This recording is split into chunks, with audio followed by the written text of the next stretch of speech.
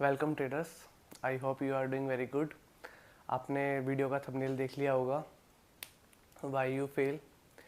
And मैं इस video में आपको सब चीज़ें पॉइंट्स आपको एलेबोरेट करूँगा, समझाऊँगा कहाँ हम लोग गलती करते हैं, मैं कहाँ गलती करता हूँ। और हमारा जो 95% 97% एवरेज, ये जितने भी हम एक पाथ पे चलते हैं, क्या क्या हम कितने बड़े बड़े लॉसेस क्यों ले लेते हैं, और सब चीज़ें हम कवर अप करेंगे इस वीडियोस के अंदर। सो स्टार्ट करते हैं। सो गाइज, सबसे पहला पॉइंट यही है, हम लोगों को स्टार्टिंग में ट्रेडिंग में ऐसा लगता है कि trading is a quick rich scheme. हम लोगों के प्रॉफिट्स देखते हैं यूट्यूब पे, ट्विटर पे, टेलीग्राम पे, ज्वाइन कर लेते हैं और वे टिप देते हैं, एडवर्टाइजमेंट कर देते हैं और हम लोग अपना लॉस कर लेते हैं। हम लोग सोचते हैं कि उनके इतने बड़े बड़े प्रॉफिट्स हो रहे हैं 50K के 1 लाख अबव के, और हम लोग लॉस कर रहे हैं, हमारे अंदर ही कुछ फॉल्ट है, वो है, चाहे वे प्रॉफिट्स फेक हो क्यों ना हो। और हमें ऐसा लगता है कि हम भी इतने सारे पैसे डाल के और एकदम से प्रॉफिट्स कर लेंगे। तो सबसे पहले इस मेंटालिटी से, ट्रेडिंग से बिल्कुल दूर रहना पड़ेगा आपको। ट्रेडिंग ऐसी है ही नहीं, ट्रेडिंग इस चीज़ के लिए है ही नहीं कि ये जो एक फेक सिनेरियो लेके चल रहे हैं कि भाई आज तुम 10 लाख रुपए लगाओगे, वे 15 लाख हो जाएगा, 20 लाख हो जाएगा, वॉट एवर। सो इस मेंटलिटी से हमें सबसे पहले बाहर निकलना होगा कि trading is not a quick rich scheme. ठीक है, बहुत एफर्ट्स लगते हैं, बहुत मेहनत लगती है, बहुत ज़्यादा डिसिप्लिन लगती है, बहुत स्ट्रॉन्ग माइंडसेट लगता है ट्रेडिंग के लिए। कोई ये क्विक रिच स्कीम नहीं है, और ना ही कोई आपको बता रहा है तो ये समझ लेना कोई फ्रॉड कर रहा है आपके साथ, स्कैम करने वाला है। सेकंड पॉइंट ये है ट्रेडिंग में कि हम अपने रिस्क मैनेजमेंट पे ही काम नहीं करते हैं। हमें रिस्क लेना नहीं आता, बस प्रॉफिट की साइड ही देखना होता है। अगर हम रिस्क ले रहे हैं, अगर मैं 2 रुपये का रिस्क ले रहा हूँ तो मैं वो 2 रुपये कमाने के लिए ले रहा हूँ, 1:1 के लिए ले रहा हूँ। अगर मैं 2 रुपये का रिस्क ले रहा हूँ तो 4 रुपये कमाने के ले रहा हूँ, 1:2 ले रहा हूँ। सो सबसे पहले बिल्कुल ही हमें अपने दिमाग में ये बात बिठानी पड़ेगी कि हम बिना रिस्क मैनेजमेंट के, जो सबसे ज़्यादा इंपॉर्टेंट है, हम ट्रेडिंग कर ही नहीं सकते हैं। अगर मैं अपने 5 रुपये लूज़ कर रहा हूँ तो वो 5 रुपये पाने के लिए कर रहा हूँ, 1:1 के लिए कर रहा हूँ। रिस्क मैनेजमेंट के बिना आप ट्रेडिंग कर ही नहीं सकते हो, ना पॉसिबल है। और अदर एल्स कि आप अपना अकाउंट वाइप आउट जितना जल्दी करोगे आपको इतना समझ में आ जाएगा। थर्ड पॉइंट ये है कि हम लोगों को ये लगता है कि हमें 1 साल हो गया, 1.5 साल हो गया है ट्रेडिंग में, और अब तो हमारे प्रॉफिट्स बन जाने चाहिए, या हमसे क्या क्या गलती हो रही है। मैं आपको बता दूं कि ट्रेडिंग में मिनिमम आपका एक्सपीरियंस 2 ईयर से अबव ही होना चाहिए, उससे कम है तो आप लर्निंग फेज में हो। और 2 से 3 ईयर्स में, मतलब मार्केट में तो लर्निंग फेज आपका रहता ही है और आप सीखते ही जाओगे, लेकिन एक आपको स्ट्रक्चर समझने का ट्रेडिंग में कि ऐसे ऐसे बैड डेज भी आते हैं, ऐसे ऐसे गुड डेज भी आते हैं, उसमें हम विन करते हैं। हमें ये बात समझनी होगी, 2 से 3 ईयर्स का एक्सपीरियंस हमें चाहिए ही चाहिए ट्रेडिंग में। इससे कम का एक्सपीरियंस में आप आओगे, आप लॉसेस भी करोगे और आपका लर्निंग फेज होगा। एटलीस्ट आपका 2 से 3 ईयर्स होना चाहिए एक्सपीरियंस, जो आपको समझे। उससे पहले जो आपका ये फेज रहेगा 3 ईयर्स का मिनिमम, आपको कोई भी बड़ी कैपिटल अपनी नहीं डिप्लॉय करनी है। चाहे आप कोई से भी मार्केट में वो करते हो, ट्रेड फॉरेक्स में, कमोडिटी में, मेटल्स में, किसी में भी आप ट्रेड करते हो, तो आपको ये बात समझनी पड़ेगी कि आपको बड़ा लॉस नहीं ले लेना है, क्योंकि आपको उतनी ही आपकी साइकोलॉजी डिस्टर्ब होगी और आपके ऊपर मेंटल एक पेयर प्रेशर रहेगा कि मैं अपना जल्दी से वो लॉस कवर कर लेता हूँ। वो लॉस तो कभी कवर होगा नहीं, और आप अपना और आगे फर्दर लॉसेस करते रहोगे। तो आपको ये चीज़ सबसे पहले समझनी पड़ेगी कि 1 साल, 2 साल, 3 साल बाद ही मैं अपने बिग कैपिटल को लेके आऊँ। उससे पहले जितना भी आपका फेज रहेगा, लर्निंग रहेगा। मैंने भी बहुत बड़ी गलती की है, मैंने अपना एक बिग कैपिटल मैं मार्केट में लेकर आया था, वो मैंने 1 से 1.5 साल के अंदर ही, जब मेरा स्टार्टिंग फेज था, वो मैंने सारा वाइप आउट कर दिया। तो मैं ये चीज़ अपने एक्सपीरियंस से बता रहा हूँ। कोई भी कितने से बड़ा ही बंदा हो, कितना से बड़ा इंटेलिजेंट हो, ट्रेडिंग किसी को नहीं छोड़ती है, मार्केट किसी को नहीं छोड़ेगा। आप कितने से कितने बड़े ही महाराजा हो या कुछ भी हो, तो ये चीज़ आपको समझनी पड़ेगी कि ट्रेडिंग में आपको एक्सपीरियंस देना पड़ेगा, अपनी मेहनत देनी पड़ेगी, और आपको अपने लॉसेस से सीखना पड़ेगा। तो इट्स बेटर कि आप अपने कैपिटल का साइज़, जो अगर आपका 1 लाख है, तो आप 15 से 20 हज़ार रुपये से ही ट्रेड करो। ज़्यादा आप उसको डिप्लॉय मत करो एक साथ, तो वो बेकार रहेगा, आप एक साथ ही उसको वाइप आउट कर दोगे।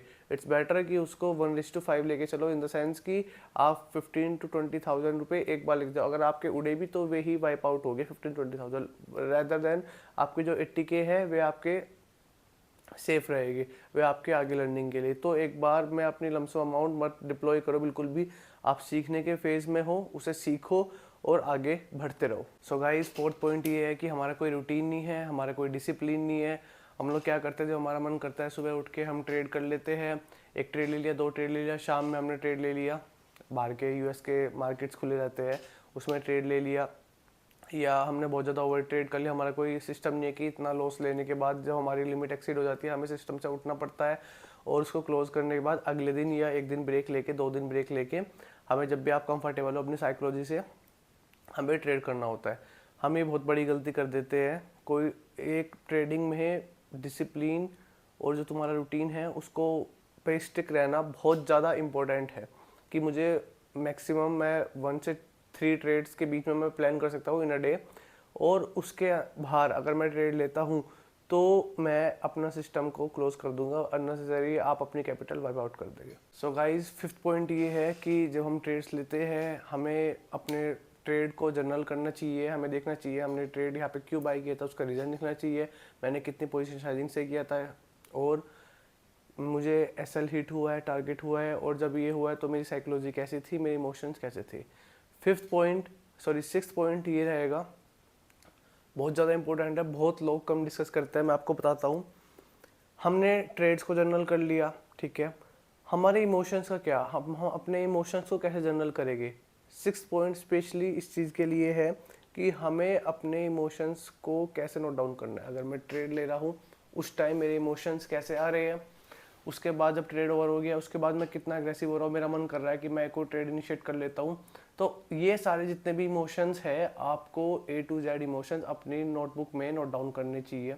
क्योंकि ये बहुत ज़्यादा ज़रूरी है। जब आप देखोगे ना, एक इसमें भी पैटर्न होता है इमोशंस को नोट डाउन करना, जब आप देखोगे ना सेम पैटर्न रिपीट हो रहा है तो आपके अंदर इतनी पावर हो जाती है एक्सेप्ट करने के लिए, आपका माइंड इतना आगे बढ़ जाता है इस चीज़ के लिए कि यार ये तो आना ही है, इस चीज़ को तो मेरे को कंट्रोल करना ही पड़ेगा, इस चीज़ को तो मुझे आगे मूव फॉरवर्ड करना ही पड़ेगा। तो अपने इमोशंस को रात में सोने से पहले आपके इमोशंस कैसा आ रहा है कि चार्ट खोल के ट्रेड कर लेता हूँ, या कल तो आज तो मेरा अच्छा प्रॉफिट हुआ है, कल तो मैं अपनी पोजीशन साइजिंग इंक्रीज करके ट्रेड कर लेता हूँ। तो अपने इमोशंस को नोट डाउन करना और शांत रहना। और एक टिप देता हूँ मैं आपको कि अगर आपके इमोशन बहुत ज़्यादा हैवी हो रहे हो तो आप प्लीज़ 2 से 3 डेज़ का ब्रेक ले लो, और आप खुद देखोगे, खुद एक्सपीरियंस करोगे ये चीज़ कि आपके इमोशंस एकदम कम डाउन हो जाओगे और आप अच्छे से ट्रेड कर पाओगे with the fix position sizing.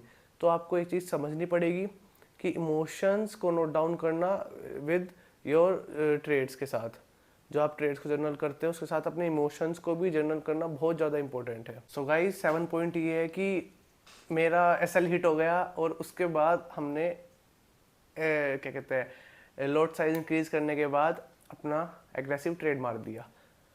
उस चीज़ से बहुत ज़्यादा टाइम लगता है। इवन मैं भी अब धीरे धीरे उस चीज़ से निकल चुका हूँ मोस्टली। लेकिन चीज़ें कभी आ जाती है दिमाग में कि जो हमारा मार्केट ने 2 बार 3 टाइम्स 4 टाइम्स एसएल हिट कर दिया, उसके बाद एग्रेसिवली मन करता है कि पोजीशन साइजिंग इंक्रीज करके इतने पॉइंट्स कैप्चर कर लेता हूँ। सबसे गंदी है ये चीज़, बहुत ज़्यादा एडिक्टेड है। यही चीज़ आपको लेके जाती है अकाउंट वाइप आउट तक, जो कि मेरे बहुत सारे अकाउंट वाइप आउट हुए इस चीज़ के चक्कर में। मेरा लॉस, सपोज मुझे लॉस लेना है इन अ डे 3K, 3,000 रुपये से ज़्यादा मैं लूज़ नहीं कर सकता, और मैं 3,000 रुपये, 3,500 रुपये, 4,000 रुपये मैंने लूज़ कर दिए। उसके बाद मेरे मन में आया कि मैं पोजीशन साइजिंग इंक्रीज़ कर लेता हूँ और ये सारा लॉस कवर हो जाएगा। और मैंने इंक्रीज़ की है और वो 3,000 4,000 का लॉस वो 6,000 10,000 तक भी पहुँचा है, और मैं उसके बाद भी अकाउंट वाइप आउट करने के बाद ही शांति से बैठा हूँ। तो ये जो इमोशंस है एकदम से आते हैं हमारे अंदर, इस चीज़ को समझना है कि लॉट साइज इंक्रीज नहीं करना है। अगर तुम्हारे मार्केट रिस्पेक्ट नहीं कर रहा है, तुम्हें लॉस दे रहा है 3 से 4 ट्रेड में, तो चुपचाप अपना सिस्टम क्लोज करो, नेक्स्ट डे आओ। और नेक्स्ट डे भी ट्रेड लेने से पहले अपना लॉस को प्री डिफाइन करके आना मार्केट में, जब भी ट्रेड होगा, वरना आप उसको लॉस को एक्सेप्ट नहीं करोगे और आप अगले दिन भी कैपिटल वाइप आउट कर दोगे। ये चीज़ें मेरे साथ हुई है, इसलिए मैं आपको बता रहा हूँ कि हम एक दिन खुश हो जाते हैं कि हमारा अकाउंट वाइप आउट होने से बच गया, लेकिन नेक्स्ट डे या उससे भी नेक्स्ट डे हम अपना अकाउंट को वाइप आउट कर देते हैं, क्योंकि हमारी साइकोलॉजी हार्म हो चुकी है। हमने बड़े बड़े प्रॉफिट देख लिया, हमारा बड़े बड़े लॉस देख लिए। उस चीज़ को कवर करने के लिए बड़े बड़े प्रॉफिट देख लिया तो मन करता है कि 10,000 के अकाउंट को 1 लाख बना लो, बड़े लॉस देख लिए तो मन करता है कि उसको 5,000 के अकाउंट को 10,000 पे ले जाओ, ये हमारा सिर्फ लॉस रिकवर हो जाए, हम कोस्ट टू कोस्ट आ जाए, उससे ज़्यादा हमें कुछ नहीं चाहिए। ऐसे हमारा माइंडसेट काम करता है ट्रेडिंग में। इस चीज़ से हमें बहुत आगे बढ़ना पड़ेगा, बहुत ज़्यादा मेहनत करनी पड़ेगी अपने ऊपर, बहुत ज़्यादा डिसिप्लिन रहना पड़ेगा स्ट्रॉन्ग माइंडसेट के साथ। और गाइस 8 पॉइंट ये है कि trading is a slow and study process. ये कोई एक दिन की क्विक रिच स्कीम नहीं है कि आप बिलियनर और मिलियनर बन जाओगे। आपको असली ट्रेडिंग पता है क्या है? असली ट्रेडिंग है बहुत ज़्यादा बोरिंग, बहुत ज़्यादा बोर रहना पड़ता है, सेटअप का वेट करना पड़ता है, वीक तक बैठे हैं, बड़े बड़े टाइम फ्रेम पर वर्क कर रहे हैं, क्योंकि 5 मिनट से तो अगर आप कम जाओगे तो आप वैसे ही ख़त्म हो जाओगे।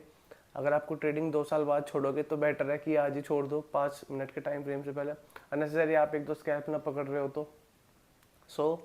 इस चीज़ को हमें माइंड में बिठाना है कि ट्रेडिंग बहुत ज़्यादा स्लो एंड स्टडी प्रोसेस है, बहुत स्लो जर्नी है ये, और हमें इस चीज़ पे रहना पड़ेगा कि बहुत ज़्यादा बोरिंग होने वाली है। So guys last point cover up करते हैं।